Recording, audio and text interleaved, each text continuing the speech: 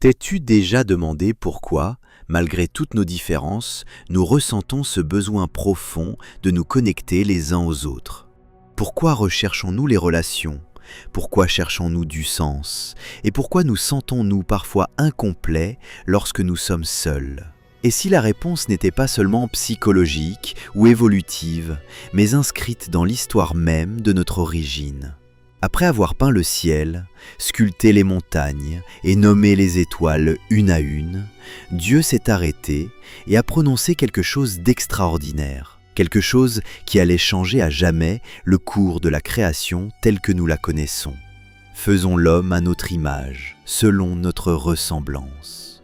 Ce fut le commencement de l'humanité, non pas comme une note de bas de page dans l'histoire du monde, mais comme le point central de l'expression divine, un miroir vivant conçu pour refléter bien plus que la chair et les os. Et pourtant, aussi magnifique que fut ce premier humain, quelque chose dans son existence solitaire rendait même le paradis incomplet. En ce moment-là, Dieu révéla une vérité, non pas uniquement à propos de l'homme, mais à propos de nous tous. L'existence, aussi belle soit-elle, n'a jamais été destinée à être vécue dans l'isolement. Dans la vidéo d'aujourd'hui sur Nom de la chaîne, nous explorons pourquoi l'humanité n'a jamais été créée pour marcher seule et comment la création d'Adam et Ève révèle une vérité plus profonde sur la connexion, l'équilibre et le dessein divin. Reste avec nous jusqu'à la fin, car cela pourrait bien transformer ta vision de chaque relation dans ta vie. Le récit de la Genèse ne se déploie pas comme un manuel scientifique, mais comme un voyage poétique, symbolique et spirituel vers le sens de la vie et le dessein de l'humanité. Une fois le soleil et la lune fixés dans leur rythme, une fois que les mers furent peuplées et la terre fleurie, Dieu porta son attention sur quelque chose de plus personnel, de plus intime, quelque chose qui ne portait pas seulement une fonction, mais une ressemblance. Faisons l'homme à notre image. À partir de la poussière du sol, Dieu forma le premier humain, et dans cette argile sans vie, il insuffla son propre souffle, pas de l'air, mais l'esprit, l'intention, la présence. En un instant, Adam devint plus qu'une créature, il devint une âme vivante, un être capable de penser, d'émerveillement, de langage et d'amour. Mais même dans ce jardin parfait, entouré de beauté et porteur d'un but, il manquait encore quelque chose d'essentiel. Il n'est pas bon que l'homme soit seul. Ces paroles résonnent à travers le temps, pas seulement comme un constat sur la solitude d'un homme, mais comme un principe fondamental de l'humanité. La première chose que Dieu ait jamais qualifiée de non bonne, c'est l'isolement. Et ainsi, au lieu de façonner un autre être humain à partir de la terre, Dieu fit tomber Adam dans un profond sommeil et tira de son côté une part de lui-même, formant la femme à partir de l'essence même de l'homme. Ce choix n'est ni anodin, ni accidentel, il est profondément symbolique. En utilisant la côte d'Adam, Dieu faisait une déclaration. Ce nouvel être n'était pas tiré de sa tête pour le dominer, ni de ses pieds pour être piétiné, mais de son côté, pour être à ses côtés, marcher avec lui et partager la danse sacrée de la relation et de l'interdépendance. Hommes et femmes, il les créa. Égaux en valeur, distincts dans leur forme, merveilleusement différents, mais profondément liés. Leur dessein n'était pas fait pour la domination, mais pour le dialogue.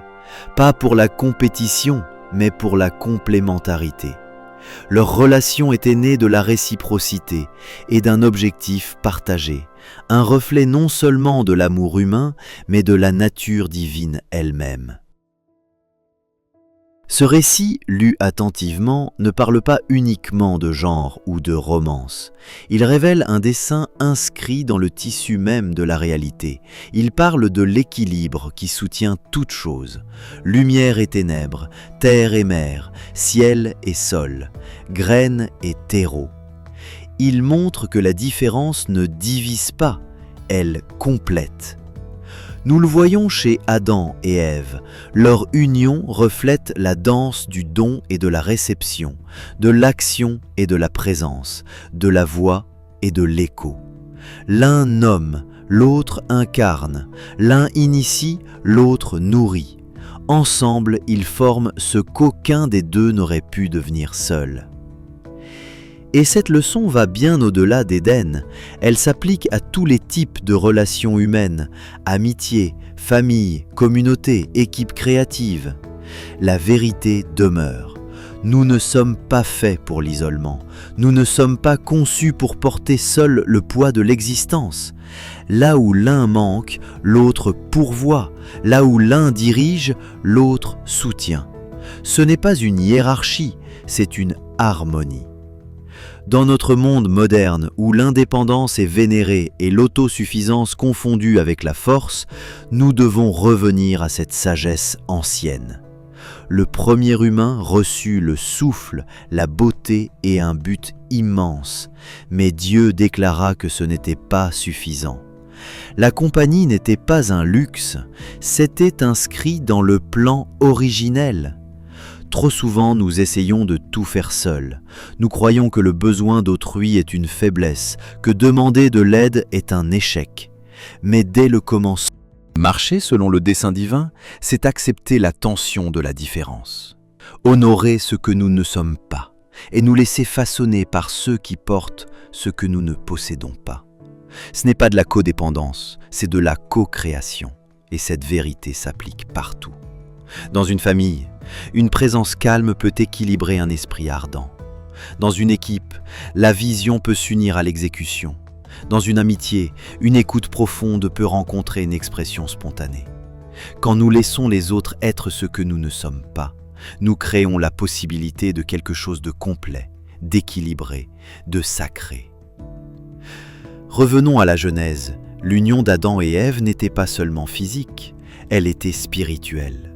C'est le premier exemple d'unité dans la diversité, d'une connexion qui n'efface pas l'identité, mais l'élève.